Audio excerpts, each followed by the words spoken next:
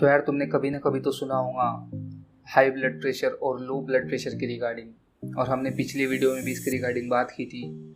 तो आज का हमारा टॉपिक यही है, तो फटाफट से अपने नोटबुक और पेन निकालो। तो आज हम कंटिन्यू करेंगे हमारा प्रीवियस वीडियो का टॉपिक। तो hello medicos, my name is Mohammad Saim और आज हम बात करेंगे हाइपरटेंशन और हाइपोटेंशन के रिगार्डिंग।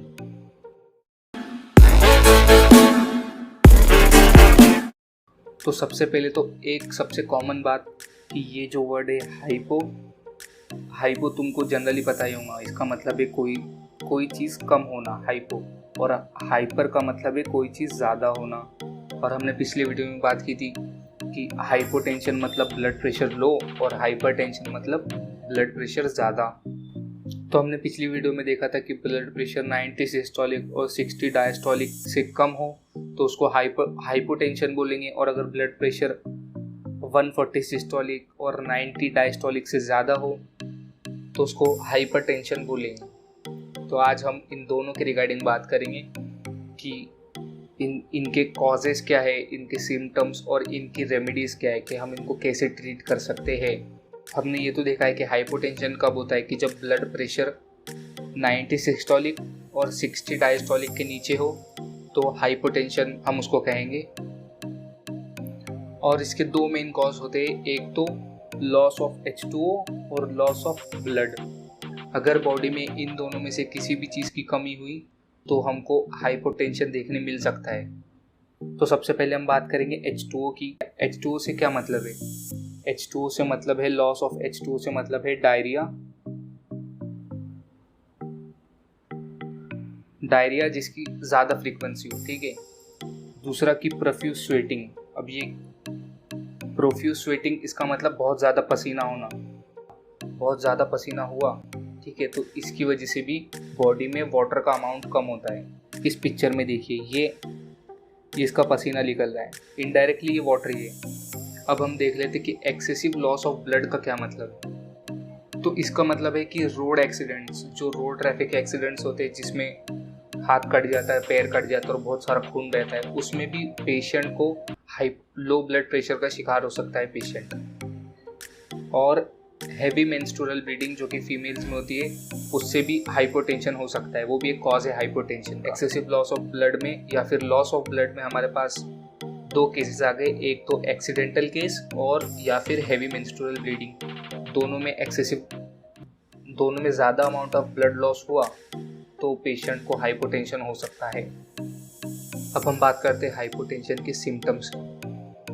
सबसे पहला फटीग मतलब बंदा एकदम बहुत ज़्यादा थक गया। दूसरा है लेथर्जिक का मतलब है कि बॉडी में एनर्जी लेवल बहुत ज़्यादा डाउन हो जाना। तीसरा है गिडीनेस मतलब चक्कर आना, वर्टिगो। पेशेंट को चक्कर आते हैं, पेशेंट को थकान होती है, उसके पास इतनी एनर्जी नहीं रही। और हम देख रहे हैं इसकी रेमेडी पे। बाय चांस आपके घर में किसी को हाइपोटेंशन हो गया, किसी का ब्लड प्रेशर डाउन हो रहा है, तो आप उसको कैसे कंट्रोल में कर सकते हैं, या फिर एज अ फर्स्ट एड उसे क्या दे सकते हैं। तो आप उसे दे सकते हैं सॉल्ट शुगर वाटर, जिसमें सॉल्ट में हमारे इलेक्ट्रोलाइट्स आ जाएंगे और शुगर में हमारे ग्लूकोज आ जाएगा। या फिर आपके घर में अगर ORS है तो आप ORS भी दे सकते हैं, लेकिन बाय चांस हर बार घर में तो ORS नहीं होता ना, तो सॉल्ट शुगर वाटर भी काम चला सकता है। और अगर आप क्लिनिक में और पेशेंट आता है क्लिनिक में, क्या ट्रीटमेंट दे सकते हैं, तो सबसे बेसिक ट्रीटमेंट है कि IV फ्लूइड्स बॉडी में वाटर की लेवल को मेंटेन करेंगे। अब आप सोच रहे हो कि IV फ्लूइड मतलब क्या? तो IV फ्लूइड मतलब ये जिसको हम नॉर्मल आसान भाषा में जिसको सलाइन बोलते हैं, वो होता है IV फ्लूइड, ठीक है। ये 3 तरह का होता है जनरली। एक होता है NS normal saline, RL ringers lactate, और होता है DNS डेक्स्ट्रा नॉर्मल सलाइन। इससे पहले हमने बात की थी रोड ट्रैफिक एक्सीडेंट की, जिसमें बहुत सारा ब्लड लॉस होता है। तो इसके लिए सबसे इनिशियल हम पेशेंट को देते IV फ्लूइड देते ताकि उसकी बॉडी में वाटर लेवल मेंटेन हो सके। और इसका मेन जो भी हम इलाज करेंगे वो होता है ब्लड ट्रांसफ्यूजन, मतलब दूसरे पेशेंट से ब्लड लेके और इस पेशेंट को देंगे। अब हम बात करते हैं हाइपरटेंशन की, कि ब्लड प्रेशर ग्रेटर देन 140 और 90 mm of Hg, इस कंडीशन को हम हाइपरटेंशन भी बोलते हैं। और अभी हम इसके थोड़े कॉजेज देख लेंगे। अगर ये अंकल लॉन्ग टर्म के लिए स्ट्रेस में रहे तो अंकल को हाई ब्लड प्रेशर का सामना करना पड़ सकता है। दूसरा इसका जनरल कॉज है कि सेडेंट्रेट लाइफस्टाइल। सेडेंट्रेट लाइफस्टाइल का मतलब ये पिज़्ज़ा बर्गर वाली, जंक फूड वाली। अगर आप बहुत ज़्यादा लॉन्ग टर्म के लिए रेगुलर जंक फूड खाते हो तो भी आपको हाई ब्लड प्रेशर का सामना करना पड़ सकता है। अगर किसी को रेनल डिजीज़ है तो उसको भी हाइपरटेंशन का सामना करना पड़ सकता है, और इन जनरली लोगों को करना पड़ता है, इसमें कोई बड़ी बात नहीं है। तो अगर हम देखें मेन कॉज या फिर सबसे मेन चीज़ जिसकी वजह से लोगों को हाइपरटेंशन का सामना करना पड़ता है तो वो है वेज़ोकंस्ट्रिक्शन। अब वेज़ोकंस्ट्रिक्शन का क्या मतलब है? वेज़ो मतलब वेसल्स, जो कि ब्लड वेसल्स, और कॉन्स्ट्रिक्शन मतलब छोटी हो जाना या फिर नैरो हो जाना, जिसकी वजह से ब्लड प्रेशर बढ़ जाता है या फिर ब्लड बहुत ज़्यादा स्पीड में फ्लो होता है। अब इसका सबसे एक इन जनरल सबसे ईजीएस्ट एग्जांपल हम देखेंगे प्रैक्टिकल लाइफ में, तो ये है आप अपने गार्डन में पानी दे रहे हो, ठीक है। आप अगर नॉर्मली पानी दो तो पानी का फ्लो कुछ ऐसा रहेगा, ज़्यादा स्पीड में पानी नहीं आएगा, क्योंकि आपने यहाँ पे कुछ नहीं किया है। नॉर्मली जितनी भी ये पाइप की चौड़ाई आप उसी से पानी दे रहे हो तो पानी का फ्लो उतना नहीं रहेगा। लेकिन अगर आपने उसके पाइप के ओपनिंग पास आपने अगर हाथ रख दिया या फिर अपनी कोई भी फिंगर अंगूठा रख दिया आपने अगर, तो पानी की स्पीड बढ़ जाती है। ये सबसे प्रैक्टिकल एग्जांपल है। आप में से किसी न किसी ने तो गार्डन में पानी दिया ही होगा। तो ये है हमारी आर्टरी और इसके अंदर से ब्लड फ्लो होता है। अब धीरे धीरे क्या होगा कि जंक फूड वगैरह से कोलेस्ट्रॉल वगैरह इधर जमता जाएगा, और जैसे हमने बात की कि जैसे जैसे उसका रेजिस्टेंस बढ़ता है, या फिर जैसे हमने गार्डन के पाइप को देखा कि हम आगे उसके ओपनिंग पास हम जैसे हाथ लगाते तो ज़्यादा फोर्स बढ़ जाता है। फोर्स नहीं बढ़ता, पानी का प्रेशर बढ़ जाता है, तो इस वजह से पानी ज़्यादा फ्लो में आता। तो सेम ब्लड के रिगार्डिंग है कि जैसा इधर कोलेस्ट्रॉल लॉन्ग टर्म में डिपॉजिट होते जाएगा ब्लड वेसल्स में, वैसे वैसे हाइपरटेंशन और कॉम्प्लिकेटेड होते जाएगा। हाइपरटेंशन जो है ये लॉन्ग टर्म डिजीज़ है। ये शॉर्ट टर्म में तो कुछ नहीं करती, मतलब 1-2 बार ब्लड प्रेशर हाई हुआ इससे तो कुछ नहीं, लेकिन ये दीमक की तरह है, धीरे धीरे इंसान को अंदर से खोखला कर देती है। इंसान को स्टार्टिंग में तो कुछ पता नहीं चलेगा, लेकिन जैसे वो बूढ़ा होते जाएगा वैसे वैसे उसकी कॉम्प्लिकेशंस और बढ़ते जाएंगी।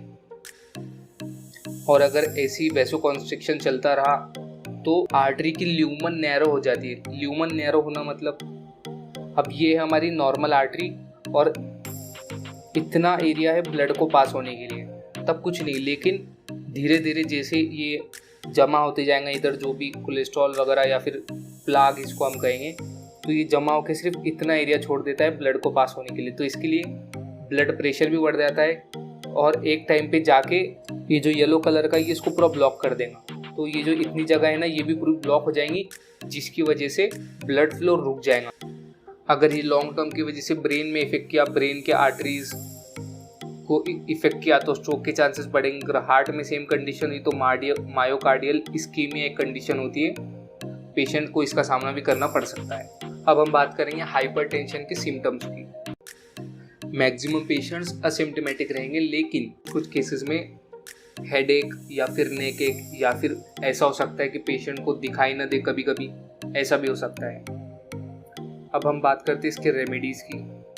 हम इसमें भी 2 कंडीशन देखेंगे। एक तो अगर घर पे अगर हमारे किसी फैमिली मेम्बर के साथ ये कंडीशन आती है हाइपरटेंशन की, या उसका ब्लड प्रेशर अचानक से हाई हो जाता है, तो इस कंडीशन में हम क्या करेंगे, या फिर अगर हम क्लिनिक में रहे और हमारे पास पेशेंट आते हैं तो हम तब क्या करेंगे। तो सबसे पहले हम देखेंगे घर की।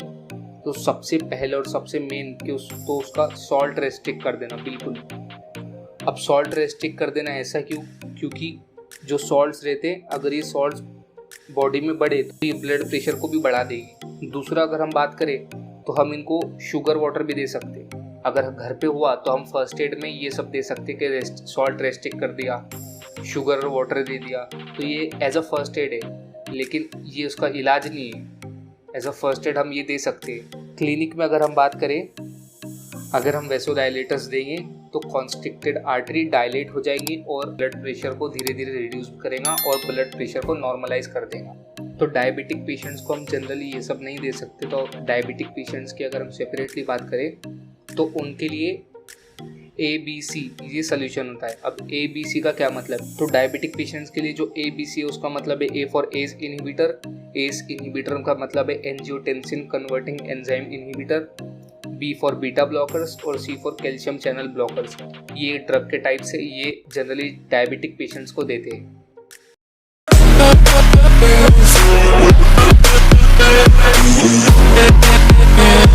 We'll be right back.